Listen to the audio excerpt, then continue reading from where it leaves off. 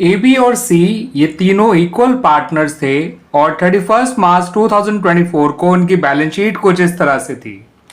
Liability side में creditors आपको दे रखे थे ₹50,400, जनरल रिजर्व 12,000 और इनकी कैपिटल्स थी ₹40,000, 25,000 एंड 15,000।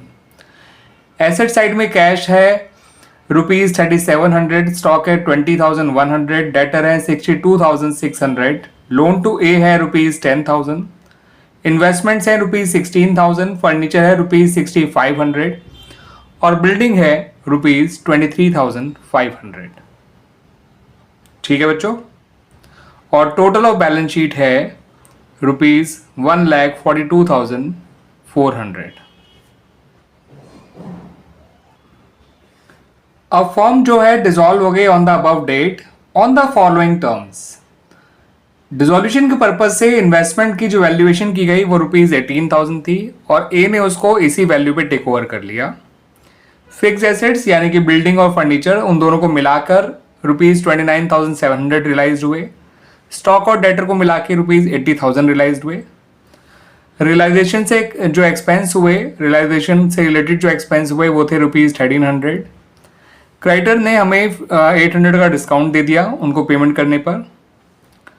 और जो एक अनरिकॉर्डेड लायबिलिटी है, कंडीशन लायबिलिटी थी, एक पोस्ट डेटेड चेक था जो अंडर डिस्काउंट था, वो चेक डिसऑनर हो गया और जो एक्सेप्टर था उसका वो इंसॉल्वेंट हो गया और अब वो कुछ भी पैसा देने के लिए जो है कैपेबल नहीं है, तो अल्टीमेटली ये पैसा फर्म को ही देना पड़ा। ठीक है बच्चों, याद रखिएगा ये बिल था ₹1500 का, ये जो चेक था अंडर डिस्काउंट।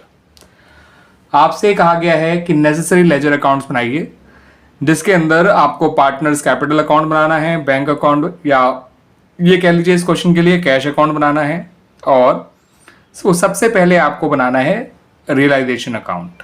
ठीक है बच्चों, तो आइए शुरुआत करते हैं रियलाइजेशन अकाउंट से। तो बच्चों जब आप रियलाइजेशन अकाउंट बनाएंगे तो सबसे पहला काम आपका होगा इन एसेट्स को और लायबिलिटीज को क्लोज करना। तो बच्चों एसेट्स थे स्टॉक 20,100, डेटर्स थे 62,600, इन्वेस्टमेंट 16,000, लोन टू ए को मत क्लोज करिएगा, कैश के बैलेंस को मत क्लोज करिएगा, फर्नीचर था 6,500 और बिल्डिंग था 23,500। लायबिलिटीज में आपके पास केवल क्रेडिटर्स था 15,400। फिर जो इन्वेस्टमेंट को ए ने टेक ओवर किया था वो किया था 18,000 का। ठीक है बच्चों, और बिल्डिंग और फर्नीचर यानी जो फिक्स एसेट्स थे उनका कलेक्टिव अमाउंट जो आपको रियलाइज हुआ था वो 29,700 था, उसको बाय कैश अकाउंट के नाम से लिखिएगा। ठीक है बच्चों, एसेट क्लोज यहाँ होती है, उनसे जो अमाउंट रियलाइज होता है या जिस प्राइस पे उनको पार्टनर टेक ओवर करता है वो यहाँ लिखा जाता है। फिर आपको बच्चों ये बता रखा है कि जो स्टॉक और डेटर है उनसे रियलाइज हुआ था ₹80,000। ठीक है बच्चों, तो हमारे जितनी एसेट्स थी उनका सबका वो हो गया क्लियर। एक को पार्टनर टेक ओवर कर लेते हैं, बाकी 4 से कितना पैसा मिला वो आपको बता रखा है। फिर आपको ये भी बता रखा था कि क्रेडिटर ने हमें 1800 का डिस्काउंट दिया है, सॉरी 800 का। तो क्रेडिटर का अमाउंट है 50,400, उसमें से 800 हटाएंगे तो 49,600 आएगा। उसके अलावा रियलाइजेशन एक्सपेंसेस 1300 हुए थे, वो लिख लीजिएगा। और जो डिस्काउंटेड बिल डिसऑनर हो गया था, डिस्काउंटेड चेक, उसको भी फर्म को ही पे करना है, तो वो भी टू कैश अकाउंट के अंदर ही आएगा। लायबिलिटी क्लोज यहाँ होती हैं, पे यहाँ की जाती है। कोई अनरिकॉर्डेड लायबिलिटी होगा उसको भी हम यहीं पे करेंगे। कोई अनरिकॉर्डेड एसेट से अमाउंट रिलाइज होगा तो उसको भी हम यहाँ लिखेंगे। फिलहाल कोई और अनरिकॉर्डेड एसेट नहीं है, अनरिकॉर्डेड लायबिलिटी जरूर थी, डिस्काउंटेड बिल्स ऑफ एक्सचेंज या डिस्काउंटेड चेक कह सकते हैं जो डिसऑनर हो गया था। ठीक है बच्चों, तो टोटल पैसा हमें देना पड़ा 4950, 50,900, 51,900, 52,400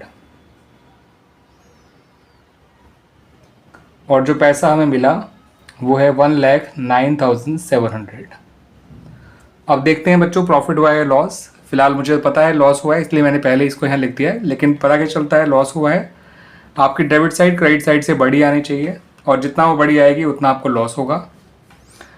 20 और 62 होता है बच्चों 82, 82 और 16 होता है 98, 98 और 6 होता है 104, 104 और 23 होता है बच्चों 127, 127 और 50 होता है 177 और 22 होता है 179। तो सारे 1000 वाले जोड़ दिए तो 1,79,000 आ रहा है। 179,700, 180,700, 181,100।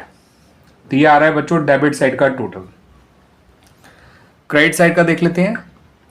50 और 109 होता है 159, ठीक है बच्चों। 159 और 18 होता है 177 और इनको जोड़ देंगे तो 1100 ही हो जाएगा। तो 178,100 आ रहा है आपका क्रेडिट साइड का टोटल। जो डिफरेंस है वो है ₹3000। इसका मतलब फर्म को जो लॉस हुआ है वो ₹3000 का हुआ है रियलाइजेशन में। टोटल 1,81,100 दोनों तरफ लिख लीजिएगा, ठीक है बच्चों। 1,81,100 और इस 3,000 के लॉस को ABC तीनों में डिस्ट्रीब्यूट कर दीजिए इक्वली। तो तीनों के हिस्से में जो लॉस आएगा वो आएगा ₹1000। इस तरह से हमारा रियलाइजेशन अकाउंट कंप्लीट हो गया। Now come to the partners capital account. Partners capital account में बच्चों सबसे पहले आप कैपिटल के बैलेंसेस लिखिए। 40,000 ए में लिखिए, 25,000 बी में लिखिए और 15,000 सी में लिखिए। जो जनरल रिजर्व दे रखा है उसको बांट दीजिए, ठीक है, बिकॉज रिजर्व जो है वो कैपिटल में ही डिस्ट्रीब्यूट करा जाता है, इसी में डाल के क्लोज किया जाता है। और 12,000 को जब 3 लोगों में इक्वली बांटेंगे तो हर किसी के हिस्से में 4,000 आएगा। उसके अलावा बच्चों जो रियलाइजेशन का लॉस था 1,000 वो तीनों में लिख दीजिए। और एक बात का और ध्यान रखिएगा कि जो ए है उसने इन्वेस्टमेंट को 18,000 का टेक ओवर किया था, तो एक अकाउंट में टू रियलाइजेशन अकाउंट एक बार और आएगा, ठीक है। जितना उसने इन्वेस्टमेंट टेक ओवर किया है ये केवल एक अकाउंट में आएगा। अब जो भी इनका बैलेंसिंग फिगर है उनको पे ऑफ कर दीजिए। तो ए का क्रेडिट साइड का टोटल है 44 और ये है 19, तो डिफरेंस आया 25,000 जो ए को पे किया जाएगा इन फाइनल सेटलमेंट। बी का ये क्रेडिट साइड का टोटल है 29,000, उसमें से 1,000 कम कर दीजिए, बी को पे करेंगे 28,000। सी का टोटल है 19,000, 1 कम कर दीजिए तो सी को पे करेंगे 18,000। इस तरह से हमारा बच्चों पार्टनर्स कैपिटल अकाउंट तो बन गया। Now come to the bank account. Bank या आप कैश अकाउंट कह सकते हैं क्योंकि यहाँ पे आपको कैश का बैलेंस गिवन था। कैश का ओपनिंग बैलेंस 3,700 है। रियलाइजेशन से जो हमें कैश रियलाइज हुआ था बच्चों वो था 1,09,700 और रियलाइजेशन में जो हमें पे करना पड़ा था क्रेडिटर्स को वो कितना था, सॉरी क्रेडिटर और अदर लायबिलिटीज का वो देख लेते हैं। वो अमाउंट था बच्चों 52,400 और जो आपको एसेट साइड में लोन टू ए दे रखा था उससे हम पैसा रिकवर कर लेंगे तो वो आएगा to loan to a, cash account में डेबिट साइड आएगा 10,000 और जो इनको फाइनली हमने पे किया है वो आएगा क्रेडिट साइड में 25,000 ए के कैपिटल में, 28,000 बी के कैपिटल में और 18,000 सी के कैपिटल में। अब ये दोनों साइड का टोटल बच्चों बराबर आना चाहिए, तो देखते हैं आ रहा है नहीं आ रहा। 109 प्लस 3 होता है 112, 112 प्लस 1400 होता है 113,400 और 10,000 और जोड़ देंगे तो 1,23,400 आ जाएगा बच्चों। क्रेडिट साइड देखते हैं। 18 और 28 46 होता है, 46 और 25 होता है बच्चों 71, 71 और 52 होता है 1,23,400। तो ये आपका बच्चों कैश अकाउंट मैच कर गया, दोनों साइड का टोटल बराबर आ गया। इसका मतलब आपने बाकी सारा काम जो किया था वो सारा का सारा सही किया था, ठीक है बच्चों। और इस तरह से हमारा ये क्वेश्चन कंप्लीट हो गया। ये है question number 32 of chapter dissolution of a partnership firm. Edition जो ये बुक है वो है TS ग्रेवाल, जिसका एडिशन है 2024, ठीक है बच्चों।